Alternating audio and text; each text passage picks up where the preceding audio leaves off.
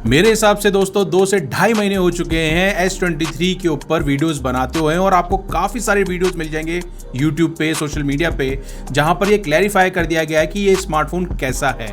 लेकिन स्टिल काफ़ी लोगों के दिमाग में डाउट है, क्वेश्चन है कि क्या हमें सैमसंग का S23 लेना चाहिए या S24 लेना चाहिए या नया नवेला S23 FE लेना चाहिए। तो जो क्वेश्चंस हैं, जो डाउट्स हैं, वो यहाँ पर क्लियर करने के लिए मैं ये आज वापस से वीडियो बना रहा हूँ। साथ ही में यहाँ पर मैं अपना एक्सपीरियंस भी शेयर करूंगा दोस्तों, क्योंकि मैं स्मार्टफोन को लास्ट 4 to 5 मंथ से यूज कर रहा हूं, तो बताने वाला हूं कि मैंने इसके अंदर क्या क्या प्रॉब्लम्स यहां पर फेस की है। और इतना ही नहीं दोस्तों, साथ में बताने वाला हूं कि 2024 में अगर आप ये स्मार्टफोन परचेस करते हैं तो कब खरीदना चाहिए, कहां से खरीदना चाहिए, कैसे खरीदना चाहिए और इसकी क्या प्राइस आपको मिल सकती है, वो सब चीजें मैं यहां पर क्लियर करने वाला हूं। उससे पहले दोस्तों, मेरा नाम है राहुल, आप देख रहे हैं टेक्ट्रॉनिक्स यूट्यूब चैनल। तो चलिए वीडियो को स्टार्ट करते हैं। फर्स्ट ऑफ ऑल दोस्तों, मेरे पास जो वेरिएंट है ना, वो है 256 GB वाला वेरिएंट और यहाँ पर आपको 8 GB की रैम मिलती है और ये है UFS 4.0 के स्टोरेज टाइप के साथ में।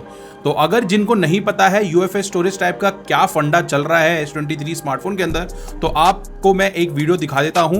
यहां पर आपको फोटो दिख रही होगी, उस वीडियो को जाकर आप देख लीजिएगा आपको कौन सा वाला वेरिएंट यहां पे परचेस कर लेना है। प्राइस की बात करें दोस्तों, तो ये वाला वेरिएंट लॉन्च हुआ था 80,000 रुपए करीब। आज की डेट में अगर हम बात करें, 1 साल पुराना हो गया ये स्मार्टफोन, तो ये स्मार्टफोन आज की डेट में आपको अंडर 50,000 या 40,000 के बीच में देखने को मिल सकता है। 128 GB वाला आपको तकरीबन 45,000 के करीब देखने को मिलेगा, लेकिन 256 GB वाला वेरिएंट आपको कम से कम 51 या 52 के करीब देखने को मिलेगा, जो कि मैंने ऑफलाइन से 53,000 में लिया है। लेकिन आप कैसे सस्ते में ले सकते हैं, वो भी बात करने वाले हैं। खैर, अब बात कर लेते हैं स्मार्टफोन के एक्सपीरियंस की। तो दोस्तों, सबसे पहले मैं बात करूंगा स्मार्टफोन के बिल्ड इन डिजाइन के बारे में। तो जैसा कि आप यहाँ पर देख रहे हैं, तो ये जो स्मार्टफोन है ना, वो 6.1 इंच के साथ में आता है। यहाँ पर आपको डायनेमिक 2x AMOLED डिस्प्ले मिलती है सैमसंग की तरफ से, जो कि 120 हर्ट्ज रिफ्रेश रेट को सपोर्ट करता है।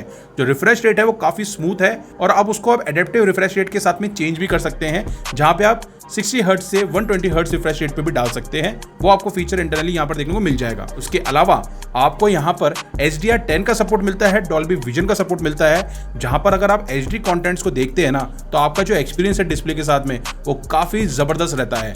और अगर आप गेमर भी होंगे तो भी आपका एक्सपीरियंस इस डिस्प्ले के साथ में शानदार रहता है, क्योंकि फुल HD रिजोल्यूशन में यहाँ पर सारे कंटेंट्स को आप देख पाते हैं, चाहे वो नेटफ्लिक्स हो, अमेजॉन हो या यूट्यूब हो। अच्छी क्वालिटी की वीडियोस आपको बेस्ट क्वालिटी में देखने को मिलेंगे स्मार्टफोन के साथ में। तो डिस्प्ले से रिलेटेड आपको यहाँ पर कोई भी प्रॉब्लम देखने को नहीं मिलेगी। बाकी बैक में दोस्तों आपको गोरिल्ला ग्लास विक्टर्स 2 का प्रोटेक्शन मिलता है। फ्रेम की बात करें तो आर्मर एल्यूमिनियम फ्रेम मिलता है। फ्रंट में भी आपको गोरिल्ला ग्लास विक्टर्स 2 का प्रोटेक्शन मिलता है। तो प्रोटेक्शन वाइज स्मार्टफोन के अंदर कोई कमी नहीं है, लेकिन स्टिल मैं बोलूंगा टेम्पर्ड ग्लास लगवाना है और बैक में आपको मजबूत बैक पैनल भी लेना है, यानी कि केस लगवाना ही पड़ेगा। यहाँ पर बिल्कुल भी कंजूसी मत करिएगा, वरना महंगा पड़ सकता है। और इतना ही नहीं दोस्तों, आपको यहाँ पर AOD का ऑप्शन भी मिलता है, यानी कि ऑलवेज ऑन डिस्प्ले का। चलिए बात कर लेते हैं स्मार्टफोन के सबसे बड़े हाईलाइटिंग पार्ट की, जो कि है प्रोसेसर दोस्तों। तो as usual, as I said, कि यहाँ पर आपको स्नैपड्रैगन का 8 Gen 2 प्रोसेसर मिलता है, जो कि फास्टेस्ट प्रोसेसर है कॉम्पैक्ट स्मार्टफोन के अंदर। और ये 4nm टेक्नोलॉजी वाली चिपसेट के साथ में आता है, जहां पर आपको 5G सपोर्ट मिलता है। तो यहाँ पर आपको नैनो सिम का ऑप्शन मिल जाता है, ड्यूल सिम आप इजिली यूज कर सकते हैं, हाइब्रिड स्लॉट मिलता है, लेकिन माइक्रो SD कार्ड आप यहाँ पर नहीं लगा सकते दोस्तों। और यहाँ पर अच्छी बात यह कि आपको इसके अंदर ई सिम का ऑप्शन भी मिल जाता है, तो बेझिझक आप बिंदास यहाँ पर फिजिकल सिम भी यूज कर सकते हैं और ई सिम भी यूज कर सकते हैं। तो प्रोसेसिंग वाइज अगर मैं बात करूं दोस्तों, तो एज अ क्रिएटर मैं इसकी बात करूं दोस्तों, तो यहाँ पर मैंने व्लॉगिंग भी की है स्मार्टफोन से, मैंने इससे फोटोग्राफी की है, मैंने इससे वीडियोग्राफी की है, मैंने इसके अंदर काफी अच्छी एप्लीकेशन से एडिटिंग भी की है, वीडियो एडिटिंग की है, फोटो एडिटिंग की है दोस्तों। तो कहीं पर भी मुझे कोई भी लैग देखने को नहीं मिला, कहीं पर भी मुझे कोई तरीके का ड्रॉप देखने को नहीं मिला। इवन अगर मैं गेमिंग की भी बात करूं दोस्तों, तो गेम्स भी मैंने नॉर्मली यहाँ पर खेले हैं, तो थोड़ा ज़्यादा भी खेला है। एज यूजुअल ज़्यादा मैं गेमिंग करता नहीं हूँ, लेकिन मैंने जितना भी खेला है मुझे कहीं पर भी कोई प्रॉब्लम देखने को नहीं मिली। वही मैं बात करूँ अगर हीटिंग की, तो हीटिंग दोस्तों इस स्मार्टफोन के अंदर होती है, लेकिन as compare to S21 and S22 आपको उसके कंपैरिजन में इसकी हीट आधी से भी आधी है, यानी कि कम से कम है। तो यहाँ पर बहुत ही ज़्यादा ऑप्टिमाइज किया गया है इस स्मार्टफोन को प्रोसेसर के साथ में, तो हीटिंग आपको काफ़ी कम देखने को मिलती है। ऐसा नहीं है कि बिल्कुल हीटिंग नहीं होती है, जिस लोकेशन पे आप रहते हैं उस लोकेशन के भी हिसाब से आपको इसके अंदर हीटिंग देखने को मिल सकती है। और जैसा कि मैं जयपुर से हूं, तो जयपुर में यहाँ पर काफ़ी ज़्यादा टेम्परेचर है, तो उस हिसाब से भी यहाँ पर हीटिंग स्मार्टफोन के अंदर देखने को मिल सकती है। लेकिन अगर आप कोई एयर कंडीशनर वाले रूम में बैठे हैं या कूलिंग लोकेशन, कूल लोकेशन पे अगर अगर आप बैठे हैं तो यहाँ पर आपको हीटिंग कम से कम देखने को मिलेगी, लेकिन उतने नहीं है जितनी अदर प्रीवियस वाली सीरीज के अंदर देखने को मिलती थी। तो मेरे हिसाब से हीटिंग वगैरह का कोई लफड़ा नहीं है, आप इजीली स्मार्टफोन के साथ में जा सकते हैं, चाहे वो एज अ क्रिएटर इसको यूज करे, चाहे वो आप एज अ गेमर इसको यूज करे, तो कोई दिक्कत नहीं है। लेकिन स्टिल मैं कहना चाहूंगा कि ये स्मार्टफोन गेमिंग के लिए बिल्कुल भी नहीं है, लेकिन हल्की फुल्की गेमिंग आप करना चाहते हैं 1 घंटा 1.5 घंटा तो आप आराम से कर सकते हैं। अदरवाइज आपको यहाँ पे जो बैटरी बैकअप है वो इतना यहाँ पर खास देखने को नहीं मिलेगा ज्यादा हैवी गेमिंग के ऊपर। अब बात कर लेते हैं इसके कैमरा कंपार्टमेंट की दोस्तों। तो यहाँ पर आपको ट्रिपल कैमरा का सेटअप मिलता है, 50 मेगापिक्सल का मेन सेंसर मिलता है विद OIS, 10 मेगापिक्सल का टेलीफोटो लेंस मिलता है जहां पर आपको 3x ऑप्टिकल जूम मिलता है। साथ ही में दोस्तों यहाँ पर आपको 12 मेगापिक्सल का अल्ट्रा वाइड मिलता है जो कि काफी अच्छी फील्ड एरिया को कवर करता है, तो कोई दिक्कत नहीं आती। साथ ही में फ्रंट कैमरे की बात करें तो यहाँ पर भी आपको 12 मेगापिक्सल का सेल्फी कैमरा देखने को मिलता है। अब बात कर लेते हैं मेरे कैमरा रिलेटेड एक्सपीरियंस की दोस्तों।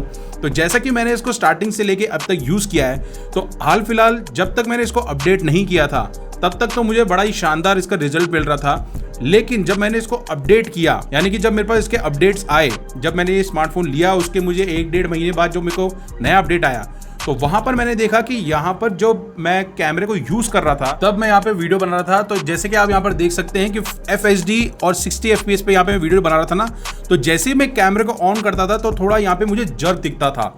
ये मैं आपको जेन्युइनली बता रहा हूँ, जब मुझे यहाँ पर जर्क दिखता था, जैसे ही मैं कैमरे को ऑन करता था तो मुझे यहाँ पे थोड़ा सा जर्क दिखता था, बट अभी वो यहाँ पर फिक्स हो चुका है। तो ये एक प्रॉब्लम मैंने यहाँ पर देखी थी जो कि मुझे अपडेट के बाद दिखी थी, लेकिन सैमसंग की तरफ से वो यहाँ पे नेक्स्ट ही मंथ में उसके बाद जो नया अपडेट आया, मेरे पास जब भी आया था आई गेस, प्रॉपर्ली मुझे ध्यान नहीं है, बट वो जर्क वाला जो ऑप्शन था वो यहाँ से गायब हो गया।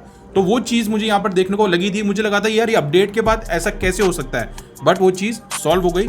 तो कैमरे से रिलेटेड कोई प्रॉब्लम नहीं है। बाकी आप चाहें तो मैंने इस स्मार्टफोन से जयपुर से कोलकाता की व्लॉगिंग वीडियोस बनाई है, चाहे तो मैं उसका वीडियो लिंक मैं आपको डिस्क्रिप्शन में दे दूंगा, आप वहां जाकर देख सकते हैं कि किस तरीके से हर कंडीशन के अंदर मैंने इस फोन से वीडियो रिकॉर्डिंग की है। एडिटिंग भी मैंने इसी स्मार्टफोन के साथ में की है InShot ऐप से, आप उनके रिजल्ट्स भी एक बार जाकर देख सकते हैं उन वीडियोस के अंदर। बाकी सारे मसाला कैमरे के अंदर जितने भी होते हैं ना फ्लैगशिप वाले, वो सब कुछ दिया गया है। सुपर स्टडी बोल लो, HDR बोल लो, पैनोरामा बोल लो, OIS का बोल लो दोस्तों, आपको यहाँ पर बैक कैमरे से 8K की रिकॉर्डिंग मिल जाती है स्मार्टफोन के अंदर, और फ्रंट से आप 4K तक की रिकॉर्डिंग कर सकते हैं। तो ये बहुत ही अच्छी बात है मेरे हिसाब से कॉम्पैक्ट डिवाइस के अंदर अभी हाल फिलहाल, और आई गेस अभी तक कोई भी ऐसा ब्रांड इसको प्रोवाइड नहीं करा पा रहा है एक्सेप्ट S24 के।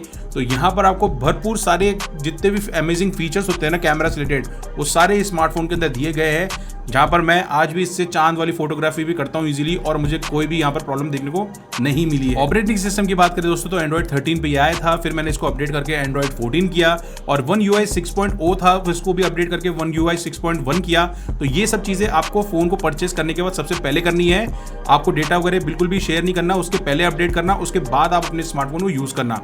ये एक अच्छा ऑप्शन रहेगा आपके लिए, तो ज्यादा बेटर तरीके से आप समझ पाएंगे। दूसरी चीज दोस्तों, 4 साल की आपको OS अपडेट्स मिलती है, और 4 साल का यहाँ पर आपको सिक्योरिटी अपडेट्स भी मिल जाता है, तो वो भी एक अच्छी चीज़ है। तो ये मान के चलिए एंड्रॉइड 14 है तो 15, 16 और लास्ट 17 तक भी आपको देखने को मिल सकता है इसके अंदर अपडेट। तो मान के चलिए 3 से 3.5 साल तक तो आप भूल जाइए, स्मार्टफोन के अंदर आपको कोई भी प्रॉब्लम होने वाली है, और इजीली आप स्मार्टफोन को अच्छी तरीके से स्मूथली यूज कर पाएंगे, तो कोई दिक्कत नहीं है अपडेट से रिलेटेड भी। और हाँ, काफी लोगों के ये भी दिमाग में कंफ्यूजन है कि जो 7 साल का OS अपडेट आएगा वो S23 को मिलेगा। नहीं, बिल्कुल नहीं, S24 के लाइनअप से ही वो यहाँ पर चालू किया गया है, तो S23 के अंदर आपको नहीं मिलेगा, ये बात आप अच्छे से ध्यान रखिएगा। बाकी नेटवर्क एंड कनेक्टिविटी की बात की है दोस्तों, तो यहाँ पर आपको 4G मिलेगा, 5G मिलेगा, वाईफाई मिलेगा, ब्लूटूथ 5.3 मिलेगा, NFC भी मिलता है। साथ ही में दोस्तों यहाँ पर आपको USB Type-C 3.2 का पोर्ट देखने को मिलता है जो कि OTG सपोर्टेबल है। वहीं बात की जाए सेंसर्स एंड सिक्योरिटी की दोस्तों, तो यहाँ पर आपको इन डिस्प्ले फिंगरप्रिंट सेंसर मिलता है, फेस अनलॉकिंग का ऑप्शन मिलता है, साथ में यहाँ पर आपको पैटर्न लॉक का फीचर भी देखने को मिल जाता है। साथ ही में एक्स्ट्रा फीचर्स की बात की है दोस्तों, तो यहाँ पर आपको सैमसंग डेस्क का ऑप्शन मिलता है, आप अपने स्मार्टफोन को लैपटॉप से कनेक्ट करके एज इट इज लैपटॉप पे अपने स्मार्टफोन को इजीली यूज कर सकते हैं।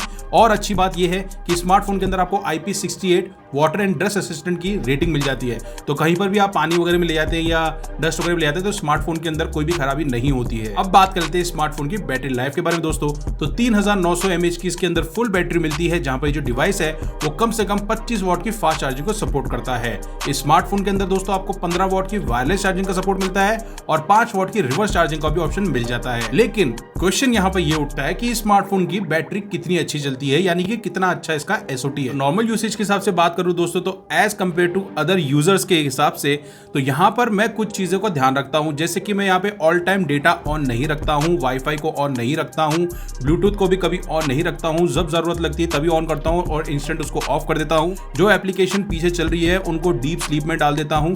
और साथ ही में दोस्तों, अगर मैं इसके अंदर एडिटिंग भी कर लेता हूँ, वीडियोग्राफी भी कर लेता हूँ, तो मान के चलिए मेरे यहाँ पे काफ़ी अच्छी बैटरी बच जाती है। तो जहाँ पर लोगों की 4.5 से 5.5 घंटे का SOT मिलता होगा, वहाँ पर मुझे थोड़ा सा ज़्यादा मिल जाता है ये सब चीज़ें करने के बाद भी। इवन मैं यहाँ पर लोकेशन भी ऑफ रखता हूँ। लोकेशन तभी ऑन करता हूँ जब किसी एप्लीकेशन को नीड होती है, तभी ऑन करते हैं, अदरवाइज मैं ऑफ रखता हूँ। तो ये भी कुछ ट्रिक्स होती है, इन चीज़ों को भी आपको ध्यान रखना पड़ता है, जहाँ पर आपकी जो बैटरी का जो लाइफ है वो काफ़ी अच्छी रहती है, साथ ही में बैटरी भी कम खर्च होती है। तो ये चीज़ों का भी आप ध्यान रखिए। ऑल टाइम आपको नेटवर्क ऑन नहीं रखना है, ऑल टाइम आपको यहाँ पे ब्लूटूथ ऑन नहीं रखना है। अगर किसी को इमरजेंसी होगी तो वो आपको कॉल भी कर सकता है, जरूरी नहीं कि वो सिर्फ टेक्स्ट ही करे।